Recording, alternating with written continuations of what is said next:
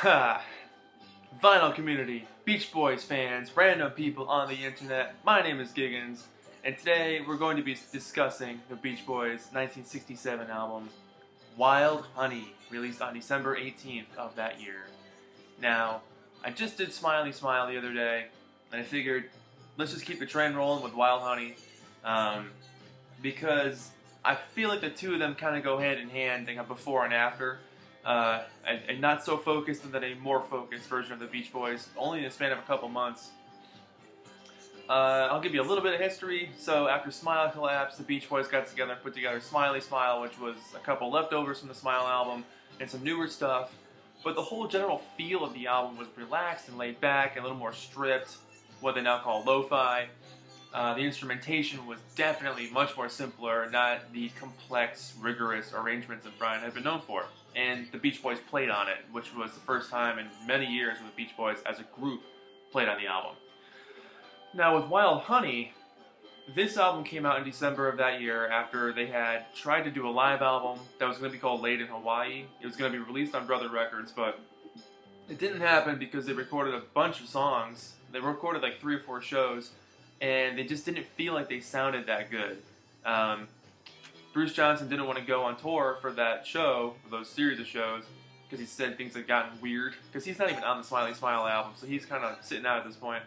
So Brian was like, alright, I'll do it, but I want to play my organ the whole time.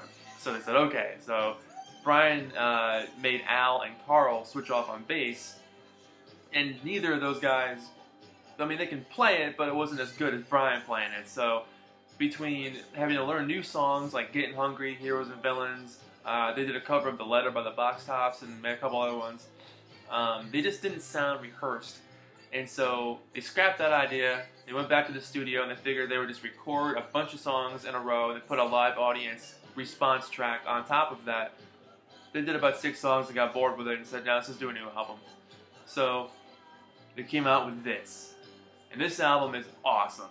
It's what a lot of people call their R&B, their soul album, because the focus is on a lot of solo singers with really emotive vocal performances, whereas before it had been the group or it had been lots of harmonies together. This album features a lot of solo material.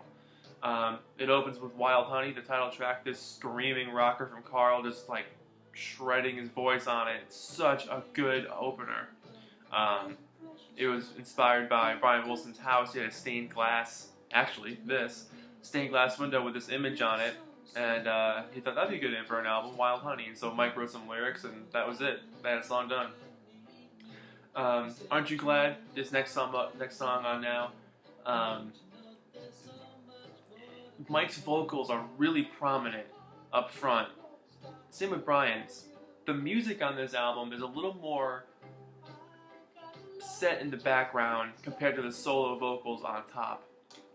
And that makes for a really interesting listening experience, especially with the Beach Boys, because you really get to hear the nuances of their individual voices.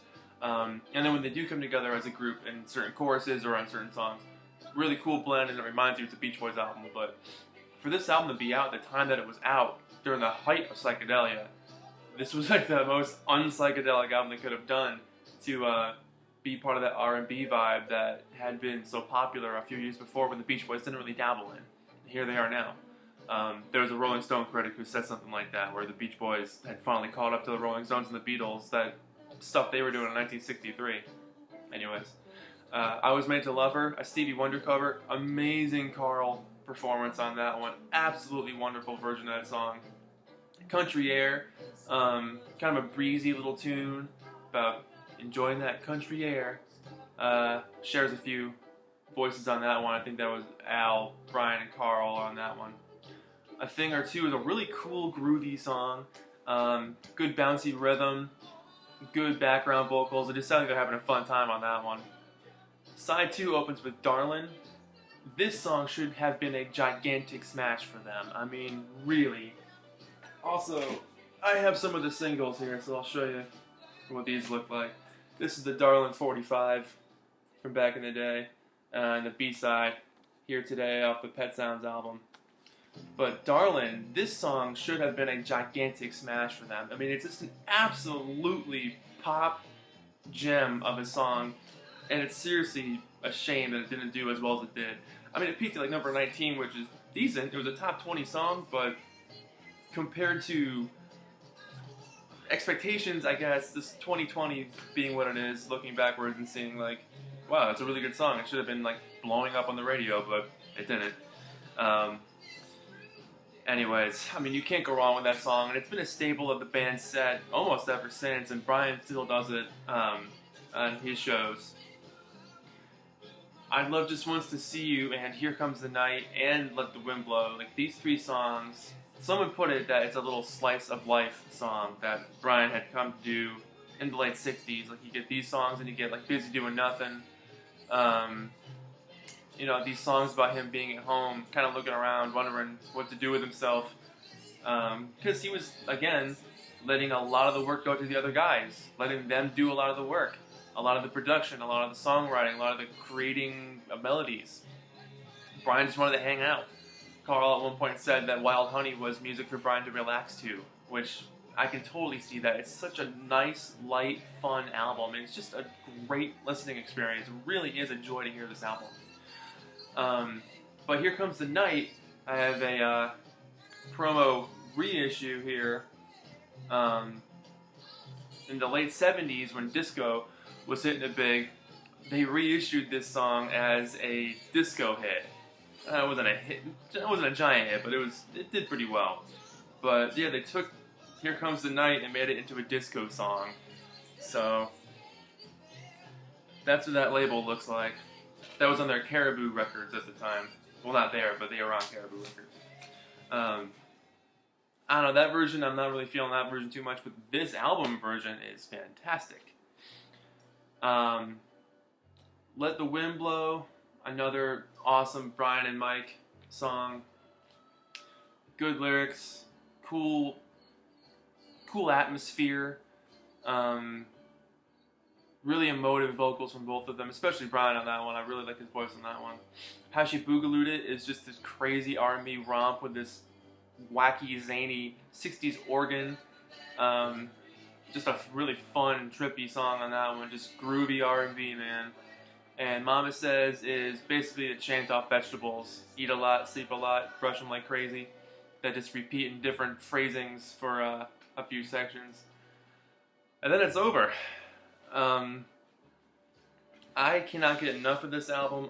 It's easily one of my favorite Beach Boys albums, probably in my top 4. This is a Capitol Records pressing from the 60s. That's what the label looked like.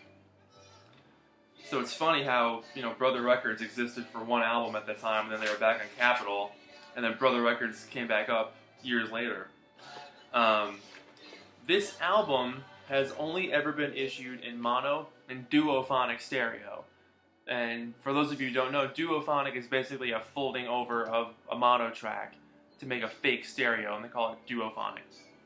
So there's never been a true stereo version of this album. Even on the CD reissue, it's the mono version. So, which is what Brian made anyway, but it would be cool to hear a decent stereo version of it at some point. A few select tracks have been issued as stereo on compilations throughout the years. I know Country Air made its stereo debut, this song, on the Made in California box set a few years ago. The Beach Boys at this time, you know, their popularity was certainly waning. They didn't go to Monterey Pop, Smile had folded, and this is their second album in a row of people scratching their heads going like, who are these guys? Like, we had known them as these really crazily developed songs and intense orchestration. I mean, they spent like 6 months on Good Vibrations alone and busted this thing out in a matter of a couple of weeks. A lot of people were confused at the time, but you know, being that it's 2016, it's very easy to look back and be like, oh, well, this is a good album for these reasons. But when things come out at the time, a lot of times they're misunderstood. And there's a great book, The Beach Boys FAQ by John Stebbins, I think is his name. And he mentions that, you know, here are the Beach Boys. You know, they did psychedelia for a little bit, and then they went back to doing like an R&B thing, a real stripped R&B album, rock album, minimalist approach.